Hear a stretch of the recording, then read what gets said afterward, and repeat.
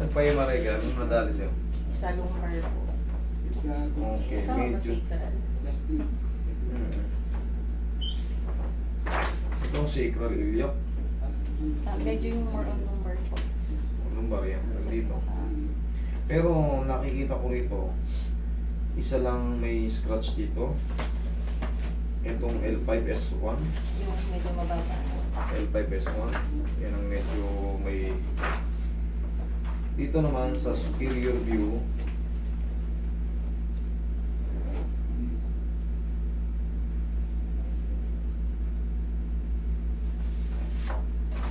super subok naman. Ang isa lang may talaga sa baba. Itong L4 mo pala, oh. Nag-extend out ng konti. Ito. Tapos yan, L5. Pero mas maano yung ano, L4. Okay. Anong nangyari sa'yo? May dulas ka ba? Nadulas ka ba? May laglag ka ba sa mga ano? Ano bang nangyari sa'yo? Ba't may ganun? Nagbuhat ka? Nurse po kasi yun sa Jeddah. Oh, Jeddah ka? Doon din ako ah. Saan banda? Sa may ano po, Al-Shati. Malapit sa sa Red Al-Shati. Sea. Oo. Malapit lang din ako, di ba Muhammad DNA katapat doon? Doon lang din ang bahay ko malapit. Sa Al-Shati ka. Shati ano yun? Mahaba yan. Shati 1, 2, 3, 4, 5, Yung 6. malapit po sa Red Sea Mall. Malapit sa Red Sea Mall.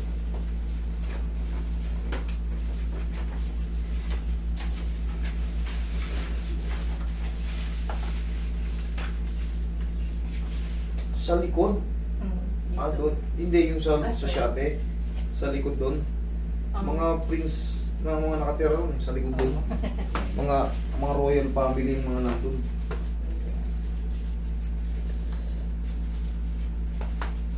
Kaya pala, ayan, sakit ng mga nurse yan. Pagka mga naglilip kayo ng paganyan, no? Mas mababa pa nga eh. Sa mga Arab pa naman, lalo, naku, lalaki ng mga balakang. Kasi nag-handle din ako yan, nagpuso ko konti rito. Mga obese sila pagka ano, no? Talagang kahit lalaki, laki ng balakang. Kala mo, babae. Relax. Kayo ah. Babalik pa kayo ron? Dapat sir nung 19, kaso dito na siya inabot. Nung 15 kasi, galing kami ng Baler. Tournament ng anak namin. Tapos pagdaba niya ng bus ng 15, hindi na siya nakabangon. Tapos na-confine niya Tagilid. dalawang Paano pa hospital. Hindi ka matagilid. Okay. Kailangan lang yan, pitikin mo lang yung balakang yan ganito. Kunyari, Kasi ang sakit. Hindi siya marunong. sige, suka ito. Yan. Yan. Ngayon Kunyari. po, medyo masakit. Kunyari, kailangan yung tiisin eh. Kunyari, kaysa naman, ay, di ba, sobrang sakit, yung halos hindi ka makaupo, yung ganyan, talagang hindi mo, humarap ka ng posisyon, humiga ka. In case of emergency, sabi natin nagkaganon. Safe naman to eh. Kunyari, talaga, aray, ang sakit, di ko na. Di mo alam kung paano mo posisyon, humiga ka, kapain mo kung paano mo posisyon. Kunyari, yan, nakahiga ka na, yan. Yan, nasasaktan ka, hindi. Wala. Okay. Pag ganituin mo, para matutunan nyo yung mga emergency na ano, ganyan. Ayan o, relax.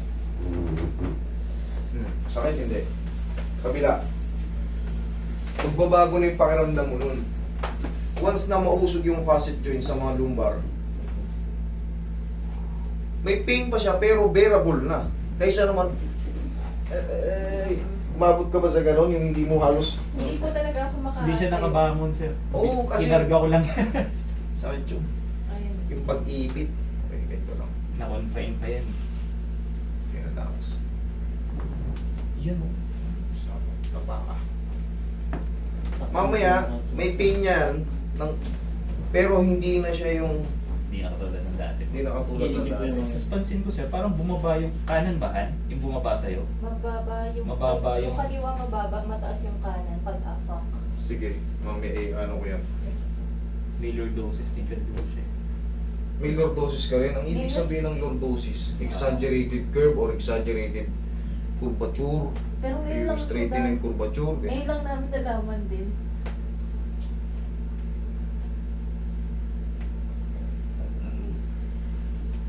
Pag meron kang ganun, mas easy to compress yung mga disc mo.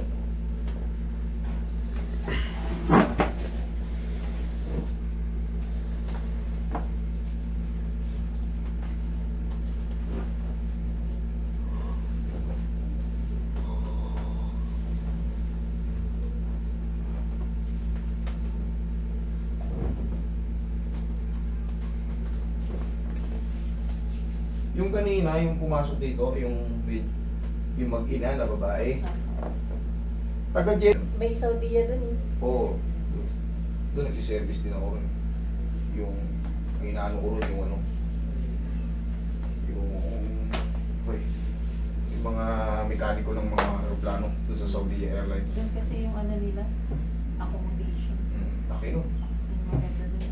Ang accommodation. Diyan sa inyo, sa private ka, di ba? Asyate. Opo. Kadalasan ng ano nyo, may service kayo, malayo yung accommodation. May clinic.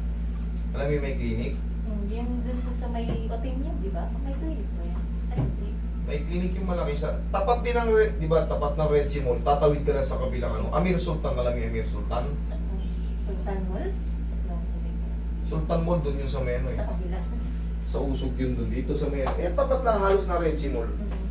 Ilang taong ka na ba? Lalabas kasi kayo, ano lang eh.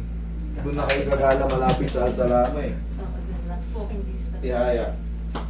Tapos, balad na kayo. Balad. Sarawat. Salamat. Dun lang tayo palagi.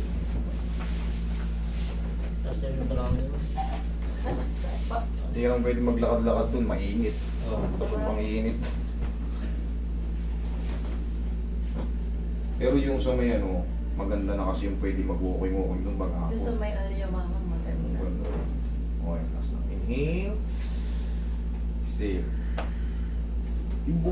Yung kapaligiran ng Asyati na yung malapit sa dagat. Ang ganda ron. Yung may... Mahangin po dun. Mahangin dun. Diyan ka na muna. Tapos may mga nangit ng isda. Ganda ron. Ang ano na yun. Yung fishing ano, fishing boat. Ngayon, magbabago na yung pakaramdam niyan. Hindi na yun. Kasi no, hindi ka makahiga ng ayos. Talagang parang may nakakalso yan. Parang may nakakalso na, daragal pa ito. Lagi kasi naghahanap ng position. Oo, gaganon ko yung higa mo. Hindi mo mailapat ng ganyan. Kailangan mo parang gusto mo kalsuhan dito. Ganyan nga siya. Sakit. Tsaka pag nakahiga ka ng patagilid, gusto mo ganyan na lang. Kasi pag inunat mo na naman ng ganyan, na naman yung ground.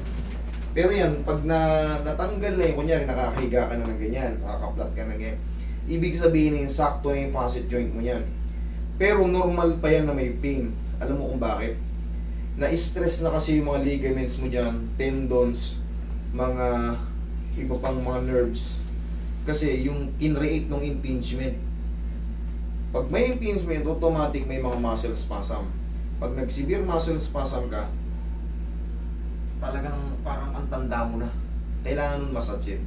After ng ano. Ayan, katulad niyan, na-traction ka na, na-massage ka na. Mas maginhawa ka na yan. Tapos, iiwasan mo lang muna. Kailan ang balik mo ng Jeddah? 23. 23? Mapapalaban na naman to sa ano. Kasi doon sa mga Arab, ang lalaki talaga ng mambibigat nila eh. Pero ang diskarte ron, pag inangat mo sila, yan. Tapos, pagkagising mo sa umaga, siyempre, maghapon eh. Depende sa shift mo. Minsan, 10 hours. oo, minsan mahaba eh. Walang 8 hours doon. Sa Saudi, 12 hours doon. 10 hours, 12 pataas. Tayo ka. Pagkising mo sa umaga, sige. Hindi siya marunong mag-ganyan. Yun, tama yun. Sige, lakasan mo. Oy! Lakasan mo. 1, lakasan mo konti. 1, kabila. Yan lang. Upo ka. Tandaan mo yung move na yun pagkagising mo sa umaga. Kasi pag meron tayong lower back pain, talagang minsan, pag naka-stop na nakahiga tayo ng diretso, kasi yan yung masarap yung kaya nakaganito, hindi na tayo lumilipat.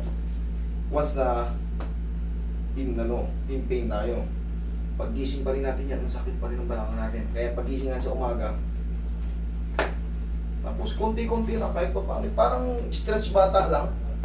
1, 2, 1, 2. Kung ano lang maabot, huwag mo nang piliting gumanyan.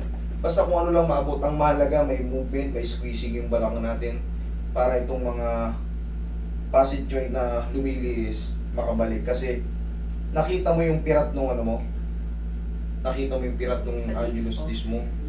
Kailangan yan may movement kasi pag nai-standby yan, bumababa siya. Kailangan talaga yan. O, tayo ka mabilis. O, okay naman. Upo. O, walang pain. O, di, very good tayo. Ako mamay pinag-ako. Hindi, yan kasi, uulit lang yan pag nakabuhat ka ng mabigat.